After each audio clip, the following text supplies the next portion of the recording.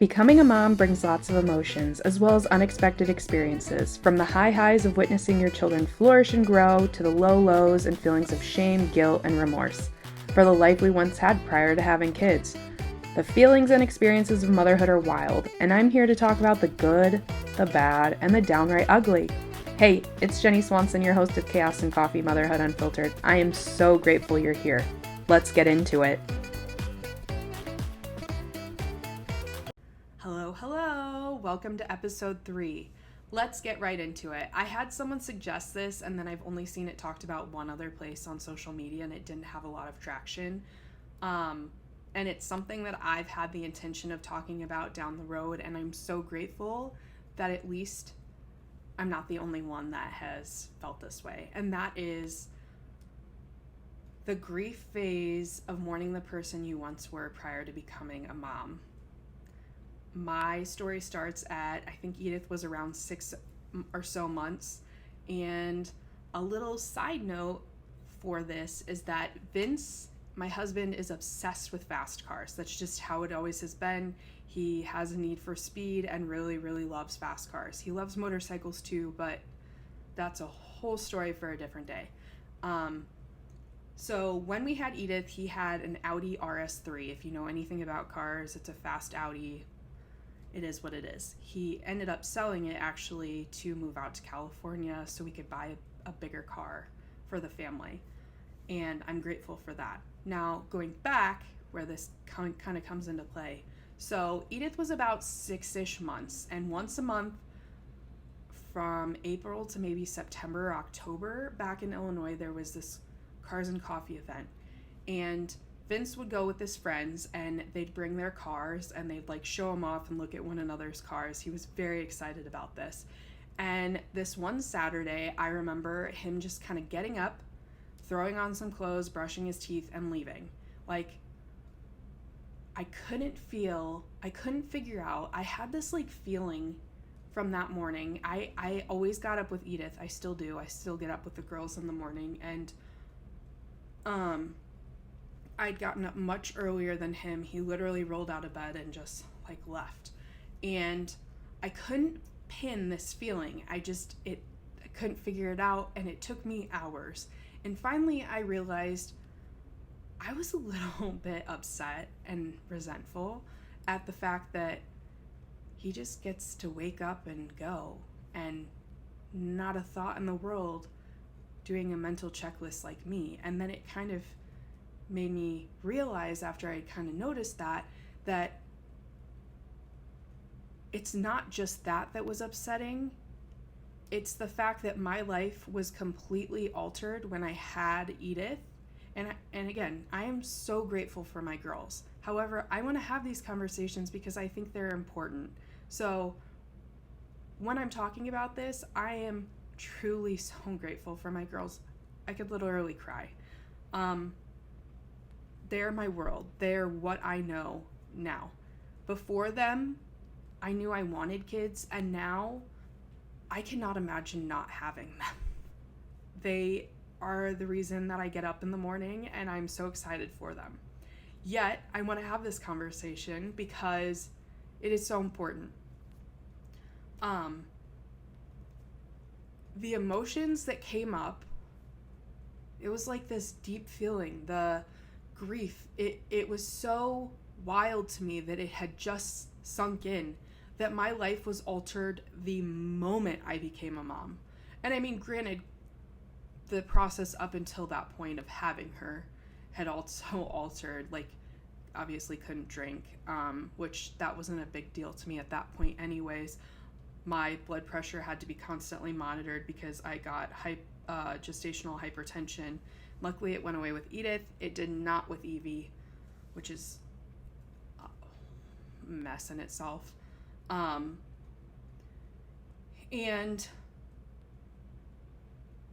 that phase, or that feeling, came with me, and it was like a 2-day process of grieving.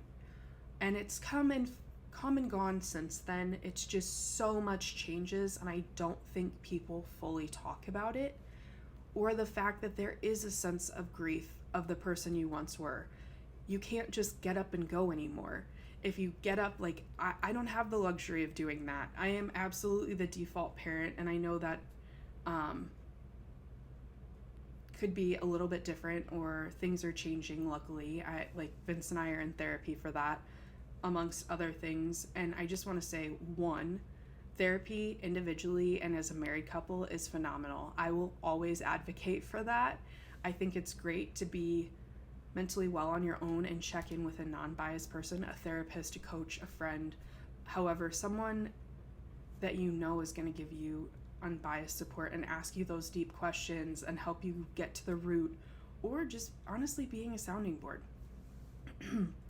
And going back off my little tangent, I want to talk about this because I felt this sense of grief. There was a lot of emotions wrapped into it. There was a bit of anger. When I became a mom, it's like almost instantaneously I started having these extra checklists of, do we have everything? Do I have enough formula? Do I have enough breast milk? Do I have blankets? Do I have an extra set of clothes? Do we have enough wipes? Do we have enough diapers? Is the diaper bag stocked? I mean, granted, that's kind of all in one, but the list goes on and on. I can't just leave the house. Even if I'm leaving the girls with Vince, I have this mental checklist of what needs to be done prior to leaving. And that changed. That changed in an instant. And again, so grateful for my girls, yet that feeling is so valid. I didn't realize how much changed so quickly until looking back, and I had this like epiphany of, I no longer can be the person I once was prior to becoming a mom. It's just not possible. I think it alters our brain chemistry. I think it alters our state of mind. It's also that notion of mom brain, 100% real. I have ADHD. I've been diagnosed for a very long time and totally went undiagnosed as a kid, which is wild. And I think becoming a mom just made it that much worse. But I don't see it ever going away. And I'm okay with that, because if I didn't have what I have now and experience the things I experienced after becoming their mom, I think I would feel a little remorseful in my own right. Like, this is something that I've always wanted to do. Yet, these are the emotions that come up that no one talks about, or really doesn't talk about often. They might be taboo. And I think that's also why I got a little emotional, because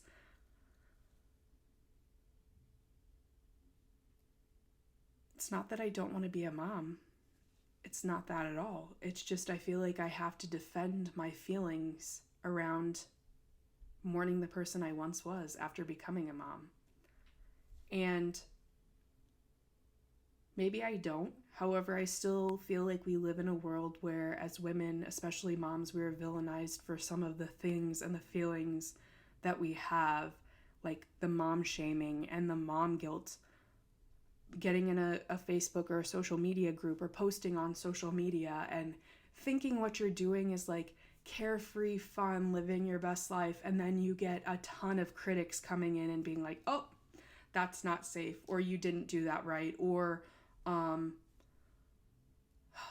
just so many things. And truth be told, there are times when it is important to tell others, but when you're just weighing in your opinion to make yourself feel better, it's just not worth it. It's not okay. And I'm going to be 100% honest. I'm sure I have done or said or even thought things that are hypocritical in some of that manner. However, when it comes down to it, we are carrying a lot of weight. Oh, I feel like sometimes we carry the weight of the world on our shoulders in a literal and mental state. I feel like there's so much stress that it just, I don't know, takes us away mentally present, being mentally present. And it would just be so nice to not have to think about those mental checklists. I can't just wake up like I used to. I can't sleep in. And I know there's going to be a period of time where I'm able to. And honestly, there are days where I cherish getting up early. I like, we're at a point now where Edith wakes up between 6 and 7, and at one point back when she was a year, the time had changed and it was like 4 a.m. and I was dying. And some days it was 5 a.m. and I got a lot done. And sometimes I look back and I'm like, those 5 a.m. mornings, that was kind of nice. We got things done earlier in the day and had a whole day ahead of us when Edith went down. And so I'm already looking back and there's some moments where I'm like, oh, I already missed that. Yet going back, I feel like there's this moment in time where I felt grief, and I still sometimes do, of grieving over the person that I once was, the experiences that I missed out on having before having kids, like traveling internationally. Traveling with toddlers is wild. I'm sure traveling with kids in general is wild. Traveling by myself. I traveled a lot when we lived here, and when we lived in Southern California in 2019, I'd go back home to Illinois. There was some weddings, bachelorette parties, just going home because I missed it, etc., a baby shower. I did not love traveling. I had a lot of anxiety around it. Once I got on the plane, I was good. But having kids is a whole different ballgame. Traveling solo now, I'm like, oh, I missed that. I kind of wish I would have done that prior to having kids. I don't know how we would handle a multiple hour flight overseas to go visit things.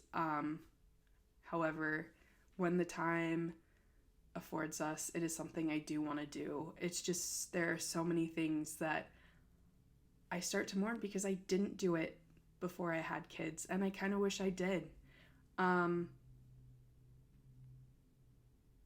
Also, the notion that I had kids at 30, and I had Edith at 30, turned 31 the next month, and I had Evie at 32. I had to think about that. Oh, mom brain. Actually, I don't know. That really might not be. But it's just the notion that I could have waited a little bit longer, yet at the same time, I am living for these moments. I love meeting up with other women, staying at home at times, even though it can be daunting. I look forward to going to the safari park on like a weekly basis, taking the girls, having my mom time while my girls are having their friend time, or going to a park that we haven't explored. And yet there are other instances where it's like, I wish I could explore more without having to feel so restricted. And that's where the grief comes in. And it's not all the time. It's actually very, very rare that I feel this way. However, I think it's an important notion to be brought to the surface. And with that, I feel like it may not be as bad if there wasn't as much of a default parent as there is. And maybe that's just this society, American society. I read this amazing book called Fair Play. And while let me backtrack. I didn't fully read it. I think I have 100 pages, or maybe less. I have less. I think I have 70 pages left. And there are some things that I don't fully agree on. Because to my understanding, you take a task and you complete it to the fullest. However, I know there are certain things, like if Vince is going to cook, but there's some help he needs, why not? Why I'm going to help a little, or I can step in and help, or if he needs to step away and I can finish cooking, etc. Like, it doesn't need to be so rigid. And you can make it what you will with that. But I think this notion is, and I think where this grief comes in, is Vince and many other men don't go into this same feeling.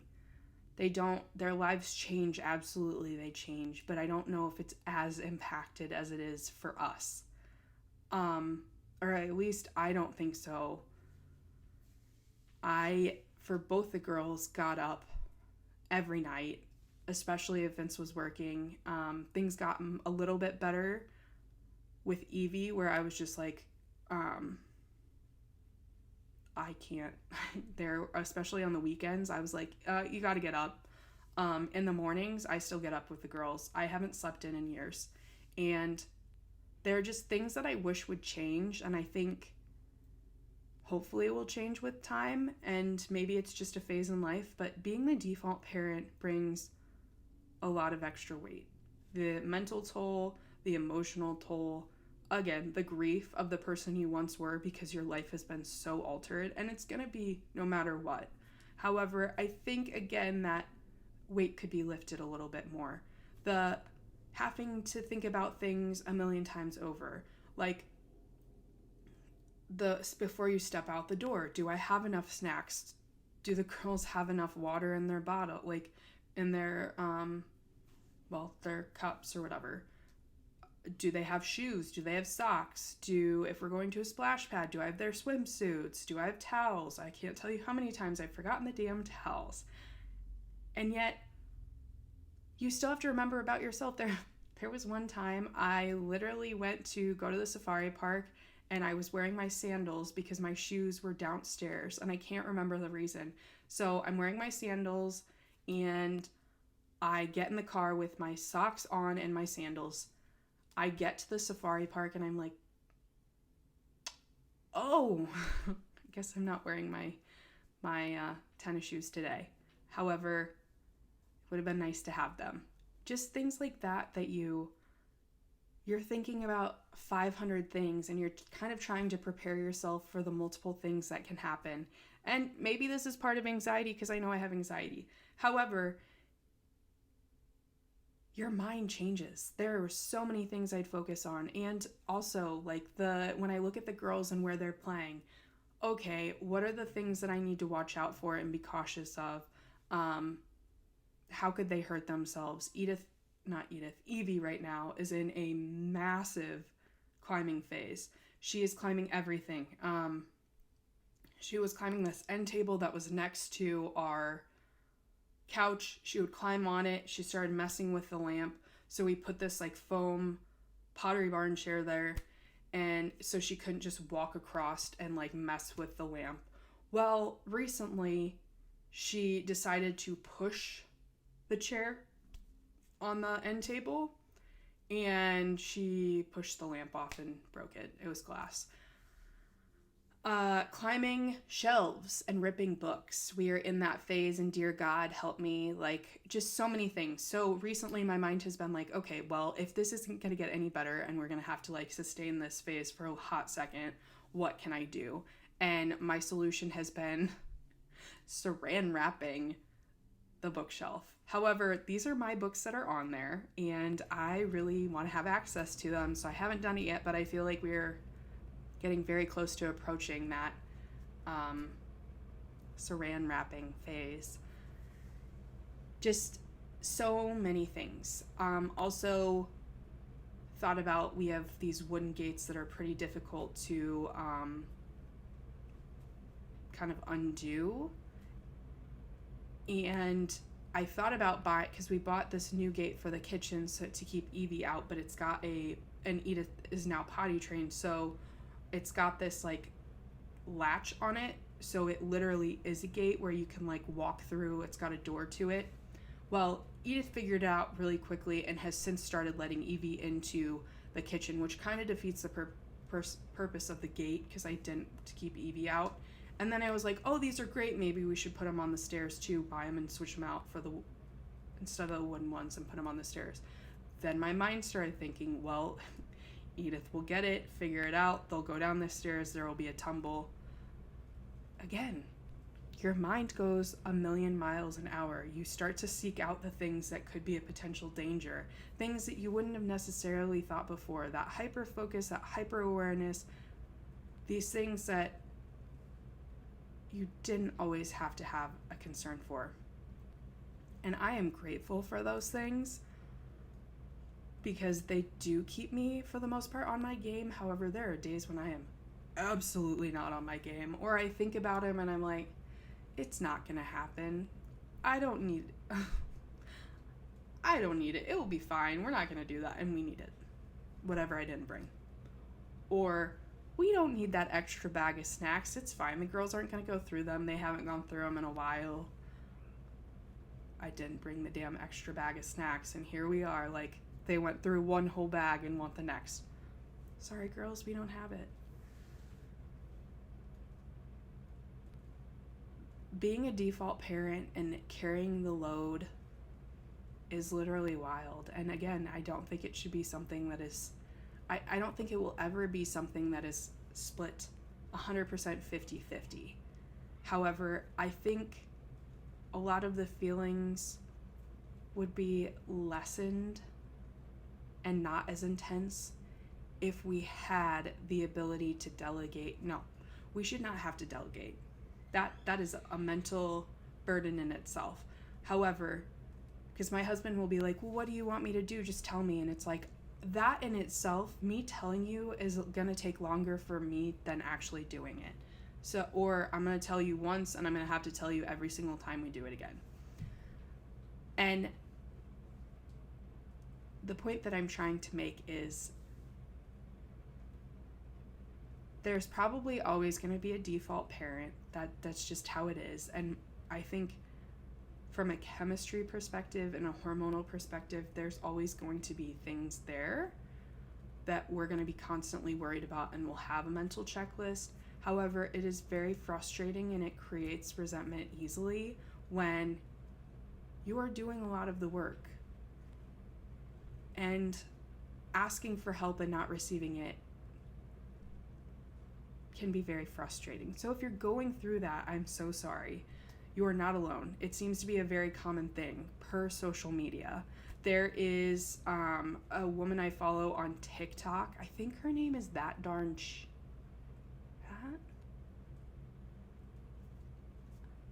Something. And she finds these videos on TikTok and she points out like how the load is completely disproportionate and why it should be more proportionate, and why for a long time it's not going to work. And sometimes it's just easier to do things by yourself than to do them with someone else. You're creating this extra work, and that's not necessarily fair to the other partner. There's so many feelings that come up with becoming a mom and an extra workload. And I just saw a TikTok today, actually. It was, I can't think of the comedian. He has 5 kids. He has like white hair and like a white beard. It might just be super blonde. I cannot think of his name for the life of me. He is a well-known comedian. He lives in New York City. It will come to me after I'm done recording, I guarantee it. He was talking about how parents just don't know how hard it truly is to have kids, let alone he has 5. And it's like, could you give a warning? And I think that's why I've created this podcast, as a way to talk about it and commiserate. They're the best gifts of my life, and hopefully you share the same sentiment. I don't know many moms that don't. And if you don't, that's okay too. Those feelings can be valid. Yet, it's something that's I wish I was more prepared for. I wish I knew that there might be a feeling of grief or a phase of grief. I wish I knew that talking about it was more socially acceptable and we're breaking down barriers by talking about it. And the default parent, that resentment builds if you don't talk about it. And that's again why I at one point last year was like, dude, we got to go to therapy. We need to talk about these things. Having this communication amongst just the two of us isn't working. And I need someone, a neutral party, that can interpret my feelings and your feelings and relay them the best to both of us, because we're not speaking the same language here. And for me, I'm absolutely so grateful for that, because we've made a lot of headway. And I'm so grateful for my individual therapist, because she has allowed me to talk about these things very openly. She's also a mother, and she understands. She validates. She's like, this is very common. This is very normal. Where I'm almost sheepish, oh my gosh, and shy about wanting to say my true feelings, like the grief of who I once was, because it just seems like I shouldn't talk about it, and I should be feeling guilty and very judged for those feelings. Yet, no, they're very valid. They happen very often, apparently. And it's just taboo to talk about it. Well, I'm here to break that shit down. Let's talk about it all. I don't think we should be judged for the feelings we have, especially because we have such importance and responsibility for raising our children. There are so many things that we are responsible for. Like, I think I mentioned in the very first episode, one of the biggest concerns I have right now, and Edith is 3, mind you, like, education. It is such a mind-boggling, massive responsibility in my head to, like, do right by my kids and make sure that I feel good about the school that they go to or the choice that I make if we homeschool. And I don't know if that was always a huge concern. I guess I do, because my parents moved before I went to high school to get out of the district we were in. Also, I went to a private grade school, and I absolutely refused to go to the private high school. It was just not my jam. So I guess that concern was there. However, it is more so there just because I feel like things have changed so much within our education, and it is weighing on me so much. Here Edith is, she's only 3, and I've been thinking about this for well over a year, if not longer. Like, I want their quality of education to be the best I can afford them, and I don't even know what that looks like, and I really don't even know if that looks good here in America. I almost feel like going overseas would be better. Like, a lot of other countries are very, like, well ranked in education in comparison to us, and it really truly has nothing to do with the teachers and their, well, maybe not all, because there's not always going to be like 100% the best teachers, just like there's never 100% everyone's 100% well-intentioned. However, what I'm saying is I'm placing focus on the majority of the teachers that do care and do have a passion for what they're doing. They don't care about the shitty pay, they care about making a difference, and they care about doing the best they can to enrich the students in front of them's lives and learning. And the thing that I stress out about is it's not about their passion, it's about the system itself within this country. There are so many more regulations and limits, and it's like, are these really actually working? Because in other countries, they're doing far better than us, and we're not taking note. We're actually, I feel like, going back, and it makes me nervous.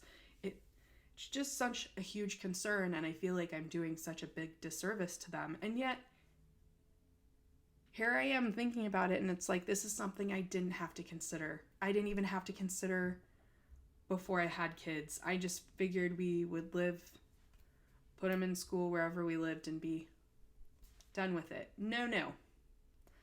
The weight and feeling of responsibility as a parent, it just shifts once you get to certain phases in your lives. Putting them in daycare, are you making sure you feel like you're putting them in daycare and the right one? Are they getting adequate, like, interaction? Is the ratio good? I haven't had to experience that. However, I've thought about putting them in daycare at one point, and there are so many thoughts. It's not one size fits all when you become a mom. It's just, there are so many decisions that, at least for me prior to becoming a mom, seemed very minimal thought. And all of that changed the moment Edith was born, and then Evie. So many things that I thought didn't have such a weighted decision on them and made such a big impact changed. I want to afford them the best I can, and I feel like a lot of that has been changed, even just from a socioeconomic standpoint. The middle class in this country is shrinking. We live in a very, very expensive area, which I will say California has a lot of great programs, federally funded programs. There are just so many things that changed from when I was a kid to now, and school shootings, things that I didn't have to think twice about. And then I became a parent and things shifted.